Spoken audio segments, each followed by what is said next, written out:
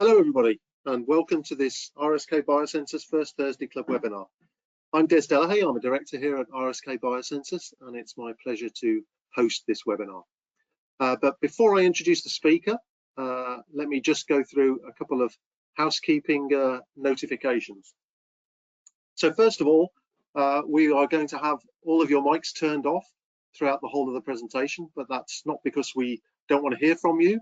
If you've got anything to say, any questions to raise or whatever, then stick them in the chat and we will be getting round to them during our Q&A session afterwards. We'll get through as many as we can, and those that we can't, we'll attempt to answer subsequently by email. Shortly after the presentation, you'll receive a questionnaire asking you a variety of questions. If you could spare a couple of minutes to answer them, that would be super, because this will allow us to consistently improve our offerings to you. So now we've got that out of the way, I will introduce our speaker.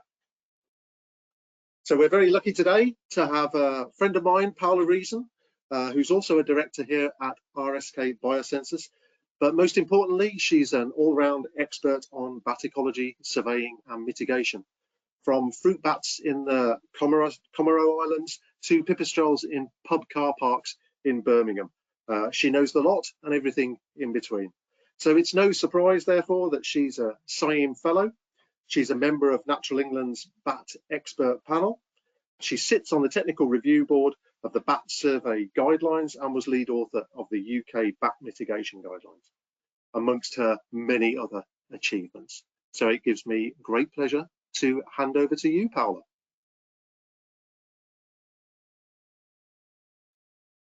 Thank you very much.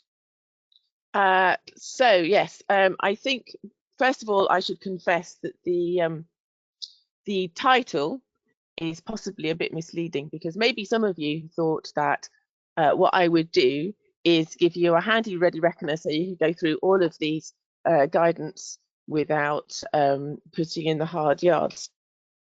And it was a bit of a deluge last autumn. We had 3 sets of guidance, one after the other. The bat mitigation guidance was the longest awaited, and that was published in 2004 originally and had never been updated. The survey guidance was surprisingly 7 years in the remaking. I didn't think we were going to think it would take that long, having started the 3rd edition revamp quite a long time before that, 7 years. And then the lighting guidance was 5 years, and there is more to come. But the spoiler is perhaps that there isn't really a shortcut. You just need to read them and reread them. So I've only got half an hour, so I thought what I would do is tackle some of the myths that are in the bat survey guidance, then show you how to use the bat mitigation guidelines to get the most out of your project. And then I'm just going to do a nod to the bats and lighting guidance, because it's not something I've been involved with, but I just wanted to make a few points around those.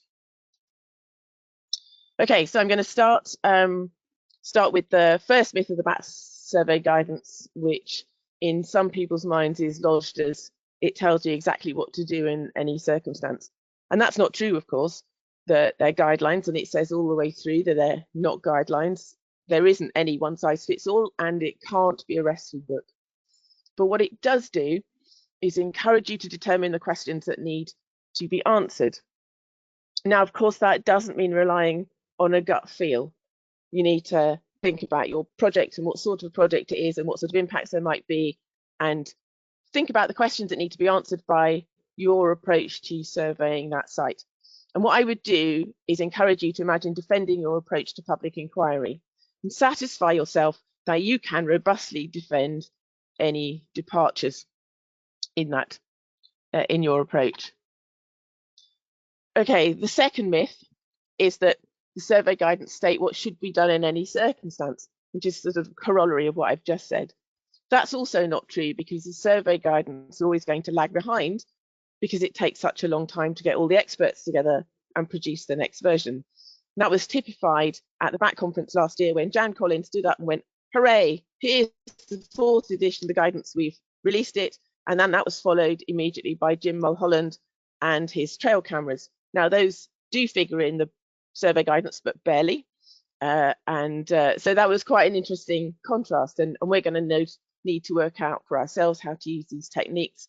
Another one is the thermal guidance, which is thermals were very expensive, now becoming more affordable, and there are new techniques associated with processing that thermal data, which makes it easier to use them. So we're going to need to do a little bit of groundwork. What I would say, though, is if you haven't seen Jim's footage of the squirrel fighting over a woodpecker hole with a noctule, I really urge you to go onto YouTube or LinkedIn and look it out for yourselves. I'm not going to spoil it by telling you who won. Okay, myth number 3 is the guideline level surveys will bankrupt the project, which is not entirely a myth if you assume that they're telling you everything that you need to do in every circumstance. But it's not actually really designed for major projects. We could have done with an infrastructure chapter. In theory, the principles still apply in that you should be designing the questions you need to answer in order to assess the impacts. But I think people might need a little bit more help. We've done a bit of a stab at it. There's the table 6.5 is about how to do it for projects that go over a number of years and have a very large number of trees that could be impacted. But I think we could do with a version of this for other projects. And then once you've tried to work out how to approach one of those larger projects, it's all about talking to the client and the local planning authority and whoever is your SNCP, depending on where you are in the UK. One of those specific examples relates to solar projects, which can be very large. They're often in habitat which isn't that nice for bats. I'm not going to talk about those recent papers which going, oh, maybe large-scale solar projects have more impacts than we thought. I'm just thinking about solar projects generally, where you should put your detectors. If you put them everywhere that you think you might, you would end up with a huge amount of data, very disproportionate to the likely impacts. But what I would say is the key is responsiveness. So you design your survey approach, and that might mean moving the statics around between months rather than repeating them every month. Get the results in, analyze them as soon as you can, check if you need to do anything differently. That's really critical because the results might suggest something, which means you need to go and ground truth those with manual surveys or advanced license techniques. The guidance does allow for this because it allows for the application of professional judgment where the rationale is sound. So make sure your rationale is sound. Okay, another myth is my data is 2 years old and I need to repeat everything and I've already spent loads and loads of money. But that's also not true as presented, because the reason for repeating your surveys is going to depend on the status and the phase of the project and what you're trying to demonstrate. You're going to do things differently if you're just checking that nothing's changed for an impact assessment. You might need quite recent data for a license application, or you might be confirming that bats are absent pre-demolition or pre-felling. All of those things are different and require a different approach. And I put in one caveat that says, when you're deciding what to repeat and what not to repeat, you do need to think about the quality of the original surveys, whether they were done properly and adequately to answer the questions that need to be answered. Always comes back to those questions that need to be answered. Right, I've put this in because this is myth number 5, because I've heard this repeated many, many times, even by regulators, in fact, and it's one of my pet hates, which is that buildings should be categorized as high, moderate, or low suitability, and then you need to go and do 3, 2, or 1 surveys. That is absolutely not true. So that level of effort is for presence and absence surveys to give confidence in a negative result.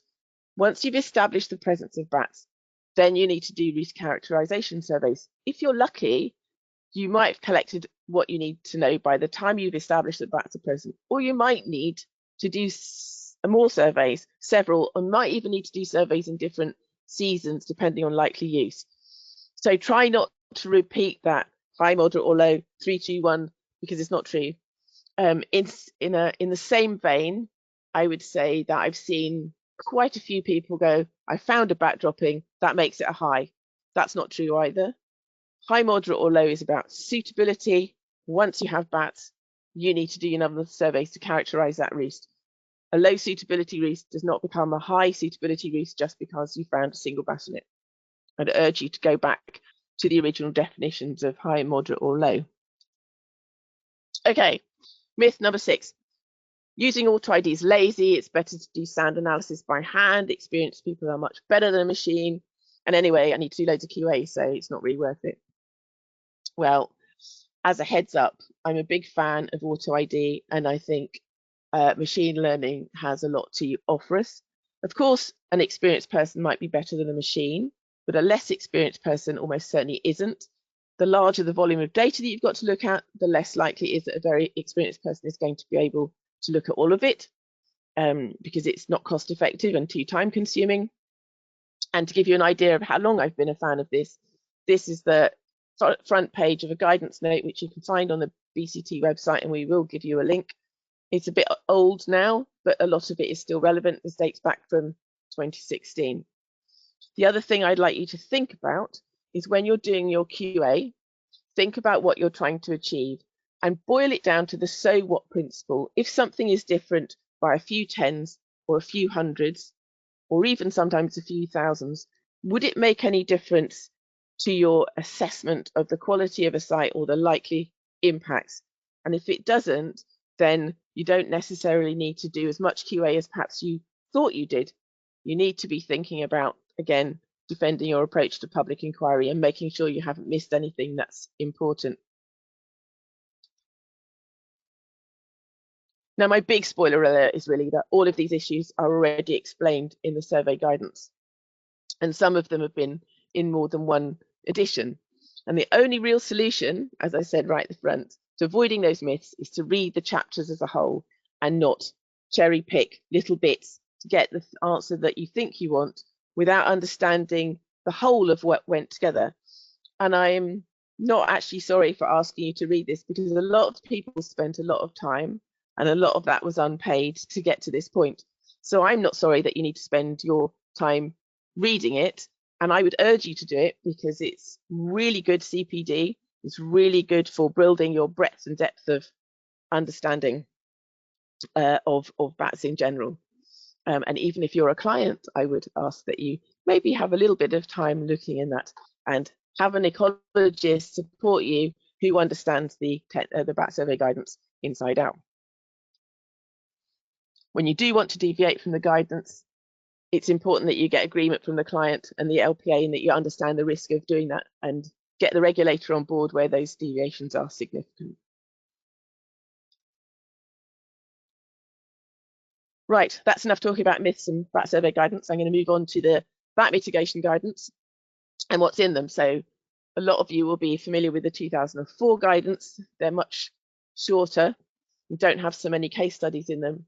The later guidance has more of a rounded focus on developments. We've put in a method of valuing bat populations and assemblages. There's guidance on legislation, assessing impacts, which doesn't really appear anywhere else. Obviously, it talks about mitigation. There's also a little bit about enhancing development sites for net gains for bats and monitoring effectiveness. And there is also a lot of signposts and links to published research and guidance. And again, there isn't a shortcut to this. You just need to avail yourself of them to get the best out of them. I've also very pleased to know that there's a bit about bats and noise, because that's another one of my pet projects. So what's not in the guidance is repetition of material and guidance, which is elsewhere. So as I said, you will need to, it's all conveniently brought together for you, but it doesn't summarize it in bite-sized chunks. And I know people have short attention spans these days, but it does signpost you to them, and I would urge you to look that stuff up and avail yourself of the resources in there. It also doesn't talk about survey guidance, because all of that is obviously within the document I was talking about earlier. We don't have all the answers. The bat mitigation guidance is as good as we could do it with the evidence that was made available, but we need more evidence for a lot of the things that we recommend, which is why I'll be talking about monitoring a bit further down the line. Okay, legislation. There's quite a lot on legislation. This is one of the bits I'm most proud of. It's not all my own work. Freeth's, the environmental lawyers, did some work on this as well, and provided the basic text based on my structure. I was very keen to provide help on some of the grey areas in legislation, because the SNCBs find that very difficult to do. even if they want to provide that sort of guidance, their legal teams take it out. So we put in quite a lot to help people understand the differences between the main legislation and also the differences between the 4 UK countries, because I've found over my 30 years nearly in consultancy that the legislation is often neglected and it's pretty poor understanding of what it actually means in practice. And sometimes you do need to know. So I would urge you to read the chapter and the appendix, which provides a lot more detailed information. And if you think you do know the legislation backwards, I've just put in some sense questions there to make you think. So, do you always remember that some parts of Section 9 of the Wildlife and Countryside Act apply to EPS in England and Wales, or do you think all of it applies to EPS? I would have a look. Do you know that you can get a licence for development under the Wildlife and Countryside Act in England, but not in Wales? And have you ever looked at the difference between the way the habitats regs are applied differently between England, Wales, Scotland and Northern Ireland, with quite a clear difference between England and Wales, which retained the Wildlife and Countryside Act with parts of it, and Scotland and Northern Ireland? I'm not going to give you the answers to this. I'm hoping that I will pique your interest to go and have a look at it in more detail. Chapter 2, Appendix 1. Okay, when we're doing an impact assessment, we need to know how important is the receptor, the feature we're looking at. And here I'm talking about bats, obviously, and clearly bats are evenly distributed across the UK. And what we wanted is a system of valuation which was underpinned by distribution and abundance. So we split the country, the whole of the UK, into 9 different areas, Scotland into 2 and England into 5, 1 and Wales also into 2, but part of it comes in with Southwest England. Some people wanted a map for this, and it's just not possible to provide a map. If you think about it, we've got 18 species in this country, and the borders don't follow the regional borders, and they're not the same between species. You need to use your judgment, so you might need to pick the region that is most likely to fit you, say central England, and then maybe accommodate the fact that just in part of that we've got Beckstein's bats, for example. Even if we did provide maps, we would be redrawing them constantly. I attended a Bat Life Europe conference on bats and climate change recently, and things were definitely on the move. Tools pipistrelle definitely on the move, popping up in the south of England quite a lot. So I think we would never be able to provide maps that were lasting. This is the valuation process as applied to Rees. Again, we've got that distribution abundance underpinning the categorization of Rees. So you've got your categories of rarity on the left, and what's in there will depend on where you are in the country. Different types of routes across the top. More important to the right. I've simplified, don't use this as your reference, I've simplified this for the talk. In each cell, we've got a geographical importance assigned in line with ECIA. So you see that theme there. We're trying to make things consistent with the way that other receptors are valued in ECIA terms. It's not cut and dried. So some of the cells have got 2 different categories in them. You take those regional variations and local information, maybe edge of range stuff into account. And it's not perfect. I tell you it's not perfect, but it's a level playing field, level-ish, and it's a good starting point, as good as any. What we couldn't do is apply it to foraging and commuting routes, unfortunately.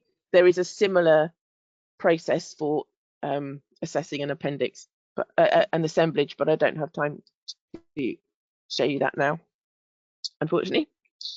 Right, once we've valued our defined and valued our receptors, we need to define the impacts. There's quite a lot in the guidance on impact assessment. And I think one of people's concerns is it might be too complicated for the work that most bat workers do. But actually, when you think about it, the principles are all the same, whatever the size of your project. You need to think about impacts on reefs, foraging, commuting habitats. And for a lot of projects, roads, rail, wind farms, you're going to have to think about direct mortality or injury. You're almost always going to have to look outside the site boundary to some extent, and you're going to have to look into all seasons because bats are mobile and they do different things at different times of the year. And you also need, certainly for bigger, longer lasting projects, to look at impacts in all phases. So I'm not going to apologise. There's a lot of not apologising here through this talk. I'm not going to apologise for setting it out in detail. Couldn't really have a presentation talking about bat mitigation guidance without talking about bat mitigation hierarchy. This is something, the avoid, mitigate, compensate, enhance, that everyone should be familiar with. But what I am going to say is that for bats, you should always start with avoid. Now, that is the first principle of the mitigation hierarchy, but I wanted to emphasize it because we don't really understand how bats find compensation reefs. Some of them are really good at it. I'd say, in my experience, lesser horseshoes bats really quite flexible and quite good at finding compensation reefs.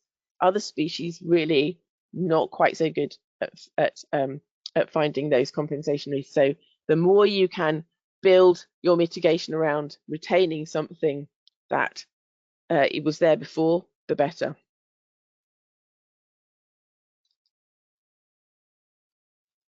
We've put in a table which sets out some what we think is proportionate mitigation in different circumstances. Again, it's got that SIAM-ECIA methodology, looking at the value of the receptor and thinking and really thinking about what that might mean if you were going to lose that receptor. And then we've put together this schedule. We put it in because people wanted a version of something that was in the original guidance. So that's shown in that little inset, page 39, possibly the only page that people regularly looked at in the old bat mitigation guidelines.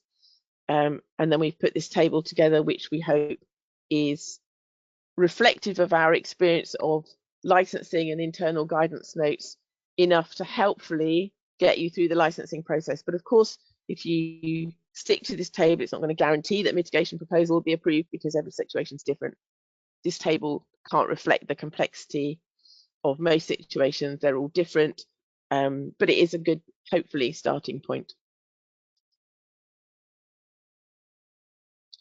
Now, you can have the most brilliant mitigation plan in the whole world, but if it's not well communicated, it will be no good. And you have to remember that bat mitigation is sometimes seen as an obstacle to be dealt with quickly. Your contractors will have other priorities and they may not be paying attention. And that can lead to quite costly mistakes that have to be rectified. For example, they've put a new roof on, they've ignored the instructions, they put in a breathable membrane, have to take the roof off. It doesn't look good. So make sure your messages are getting through to the people who need to know about them, and share drawings. And recently a client told me, I'm not going to read the document, I want it all on drawings. If you want it to happen, put it on drawings, which I think was quite a useful thing to hear. Have meetings or conference calls to explain what you're trying to achieve, because emails and long documents just get put to one side, maybe with every intention of reading them, but not in a way which actually makes things happen on the ground. Those sorts of meetings are really important for making sure clients understand seasonal restrictions, particularly things that are going to affect people's program and are, quite tight. Some of the longer term requirements need to be carefully explained, especially if you've got habitat creation measures, which could take several years. And all the while, make comprehensive records. If you're ever thinking of going through for earned recognition, that's really important anyway. But keep lots of records, what happened on site, what decisions were made, and take lots and lots of photographs. But remember that your job is not really there as a policeman, it's to give pragmatic and reasonable advice and to make sure that you all get to the right end point. So don't ask for the impossible, and work at it as a collaborative team, and you'll get the best outcomes. I wanted to add a few things about the early stages of work, perhaps, particularly you're doing site clearance, demolition, re-roofing, because things don't always go to plan. Materials arrive late, contractors are late, licenses, dare I say it, arrive late, or I haven't had that recently, but it has been a bit tricky in the recent past. And I've seen some decisions proposed which have resulted in huge costs, or maybe program delays that themselves have knock-on costs and impacts.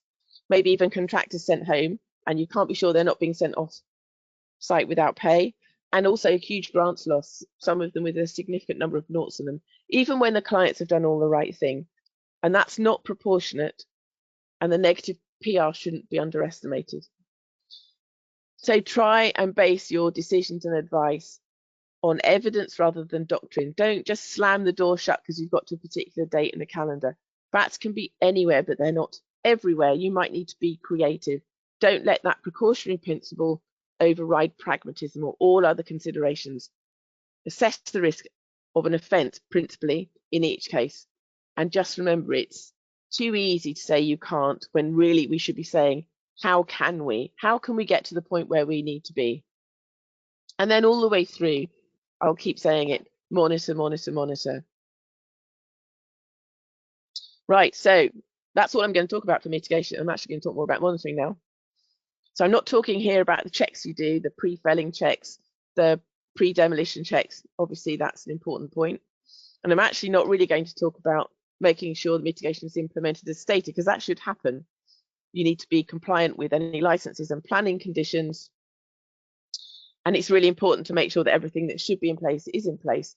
And you might need to involve other disciplines, such as lighting engineers or landscape architects in that process. And everyone needs to understand what their roles and responsibilities are. But I'm really talking as much about testing success. And you might need to collect data specifically for this purpose, even pre-construction, because we need to build the evidence base of what works. As I said, we don't have all the answers yet, and we need to know what doesn't work so that we reduce impacts on bats, improve our outcomes, and avoid white elephants because they give a really poor conservation message. So when I say monitoring strategy, I mean for everything. So every mitigation scheme should be supported by a monitoring strategy, and it can be really short if the monitoring is simple, but it should identify who's responsible for making sure it's done, who will pay for it, how, when, and where are you going to do it, how will you get access. And that's really difficult once contractors start to leave site and sell on the assets. Where the results need to go, who is expecting a report, or who should be expecting a report, and really importantly, who's going to be responsible for fixing anything that isn't right. And the funding for that can be really contentious, particularly for the last bits of a long-running project, and almost everyone else has moved on. And some of the licenses go on for up to 10 years. One of the ones I'm working on's probably still got another 25 years to run. So I'd advise as much as possible to get those funds secured, ring-fenced, maybe even linked to a Section 106 agreement if the project is of enough value to make that appropriate. And then to make sure that we learn all the lessons that we can from our monitoring, we need a strategy that clearly defines its objectives, defines success for each objective. What does success look like? How are we going to collect that data in a proportionate way to make sure we can answer that test of success? And what are the triggers going to be for remedial action? And ideally what that remedial action should be. And then we can use that information to contribute to a wider understanding of the measures applied. And the next time we update the VAT mitigation guidelines, we'll be in a much better position. So I wanted to say a little bit more about monitoring objectives. In the first column, we've got the objective here. In the second, we've got a test. And in the third, the trigger for remedial action. In the past, we've defined success a bit too loosely. So we've got a couple of droppings and a compensation roost. One bat's found it. Then we've thought, okay, well, the others will turn up. But maybe that's not enough if we've lost a maternity roost. Might be all right if we've got a small and infrequently occupied roost. We might not even bother to monitor. But if you're losing a maternity roost, we want objectives such as the ones on the screen. So we want to say that the compensation roost should be used by the same species of bats, using the roost for the same function. Let's call it maternity here to make it simple. We're going to look for evidence of species, the fact that they're breeding, and the numbers are using the roost at relevant times of the year. And if we don't have any bats, then we may not have anything left to do because there's an element of chance to reoccupation. We might not be able to do much about that. Bats will choose which roost they have other roosts to go to. They'll choose whether to use your compensation roost or not. But to be sure, you need another objection underneath underneath this, which says the compensation roost does provide an acceptable range of temperatures. Ideally, you'd be comparing temperature measurements to the original roost. What I would like to see is that your compensation roost, particularly for a maternity roost, particularly as climate change bites, that provides a lot of different microclimates. If your temperature data looks okay, even if you have no bats, you might not need to do anything. But if your temperature data indicates that you need to do something like add a hot box, then that would be your remedial measure. And the trigger would be you've tested and you're not getting the temperatures you need. Right, one last thing about bats and noise. As I said, my pet subject. I am actually co-supervising a PhD on bats and noise. I was very pleased that just as I was writing this, HS2 needs to do an assessment of works which hadn't been previously assessed in an appropriate way. So I was able to ask them to do some unweighted high frequency measurements. By unweighted, I mean measurements that aren't modified for human ears, and they also cover the area of the frequency range that bats can hear. So every coloured line here is at a different distance from a construction activity, and each graph, and there are quite a few in case study 38 of the bat mitigation guidance, every graph is a different activity. And the frequency curves are very different for different activities. This helps with providing things like information on buffer distance. And there's some help on how to use this data in the bat mitigation guidance in some worked examples in Appendix 5. Also, I'm running a workshop on this topic at the BAT conference in September, if that would be of interest. That's it for the BAT mitigation guidance, and I don't really have time to spend a lot of time on the lighting guidance, but I just thought I'd throw a few things out there. One of which is you'll probably need to get a lighting professional on board. One is that you need to think about lighting on the vertical plane, which isn't something that lighting professionals always do. In fact, it's not something that they often do, but that's quite important, looking at the way the light falls on things like commuting routes for bats, for example. A lot of people have got into the habit of talking about low lighting bollards as if they're a panacea, but actually they can cause a lot of glare, particularly on the vertical plane. And sometimes those taller lights are more controllable. Hopefully you know this. If you don't, please, Bats and Artificial Lighting Guidance is a good source of information. Remember that lighting engineers often model the contribution of a new lighting scheme and not the overall light. So if you've got somewhere which is borderline acceptable now, and you add some lighting which looks like it will be an acceptable overall, you might end up with too much light and they may not be used by bats. And don't forget lighting from vehicle headlights, which is often a subject which is missed. And that really is just a whistle stop to make sure I included them within this presentation. But I'm sure I've run out of time by now. So I just wanted to let you know that I've put some links in. So the first link is directly to the BAT survey guidance. And the second is a Q&A session that was held by BCT in order to clarify and explain some of the principles that are in the BAT survey guidance, but which seem to have confused people. Then there are the BAT mitigation guidance, the BAT lighting guidance, and then we've got those recommendations for using auto ID, as I said, a little old now from 2016, but still available on there. And then there is more guidance coming on large-scale roofing projects, not before time. Shouldn't be too far in the future.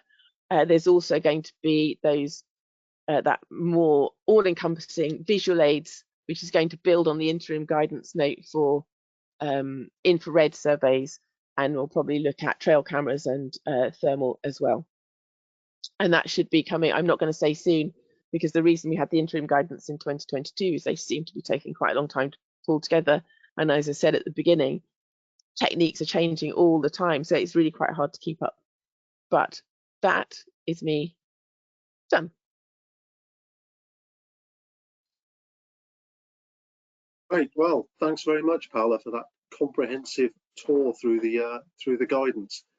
We've got a few questions have come through, but I wanted to start by saying something around evidence. You mentioned the importance of evidence informing the various forms of guidance, and That's music to my ears in particular. But I just wondered, broadly speaking, how can you ensure that, for example, the bat mitigation guidelines can stay up to date, i.e. take account of emerging evidence in good time rather than having to wait, another several years before it reflects evidence that's already out in the public domain? I think that's going to be difficult because you need people to look for the evidence and then incorporate it into the guidelines. We've already had version 1.1 because there were a couple of corrections we wanted to make, but also we had some really good feedback on one of our case studies that I wanted to put in and add.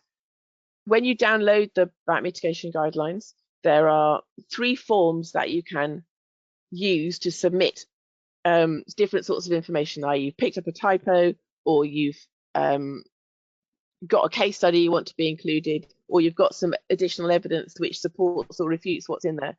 And I look at those fairly regularly, and I thought I would be drowned in feedback, but actually most of the entries onto the feedback register have been things that I've picked up. So I really encourage you to use those forms to submit your evidence, and when we've got a reasonable number, I'll persuade Sally that she wants to go through the process of adding them and going through the designers and republishing it. We won't have to wait 7 years.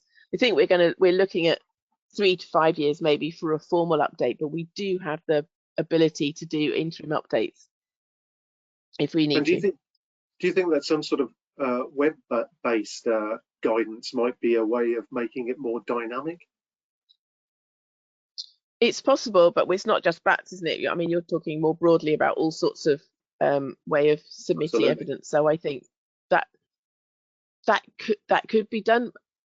You have to get it out there and make sure people are using it. And as I said, I've been surprised that more people haven't come forward and said, "Oh no, I've got this other stuff and it's really, really good, and I think you should put it in." And I'd encourage people to do that very much so.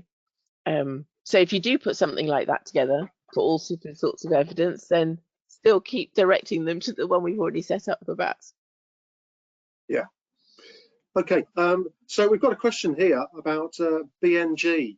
So how do you think the biodiversity net gain might benefit bats in particular? It's not really set up for species at the moment. And I think that the idea is that you provide the habitats and things will come. I think there are 2 strands. One is that BCT put together a little document which is trying to help the BNG that you are doing now to reflect the needs of bats. And the other is, I think there are moves to try and make BNG generally a little bit more species focused. It's not my main area of expertise, but we can try and make our biodiversity net gain enhancements more suitable for bats rather than less suitable for bats. That's where we are at the minute. Yeah. I think it's a major knowledge gap, understanding how particular groups of protected species might benefit from BNG enhancements. Something that I'm sure there'll be a lot of research on in the future. Another question here, you did touch on this a little bit in the presentation. You mentioned one specific example of the effects of climate change on wombat species becoming more often recorded, but what do you think might be the broader sort of impacts on UK bat populations and species composition? I think initially people were thinking, well, climate change is going to be really good because it's going to be warmer and bats are going to move further north and they'll increase their distribution and maybe they'll increase their abundance as well. But on the other side of that, we've got the risk of much more unpredictable weather, much less predictable seasons. So we've had difficult cold, wet springs, which affects breeding success. We've also had really, really hot summers, and there have been a few instances of all of the young dying. So I think it was in Jersey. There's a footnote on this in the BMG where they thought they might have lost their entire breeding cohort in 22 would have been because of extreme heat in roost, and then the young can't cope. So I think that unpredictability and the extremes could be more of a disbenefit than the benefit of an extended range, but the jury's out. And obviously things are still changing massively. There have been some papers around, again, you can find the references in the BMG, which look at which bat species are more likely to benefit and which are more likely to be benefited, if that's a verb, from climate change. So it's not one size fits all as usual. And how about sort of diseases of bats? I'm thinking white nose syndrome in particular. How do you think they might be affected by climate change? That's interesting as well. I don't know about white nose syndrome because in Europe there is white nose syndrome in various places, but bats over here haven't succumbed to it in the same way that they have in the States. But it's quite possible that something else could arise that bats are not adapted to or evolved to coexist with, and then we could have real trouble. Yeah, absolutely. So there's one more technical question here. I think it's a question anyway. It's a bit of a comment, but if you could just provide some feedback, Paola.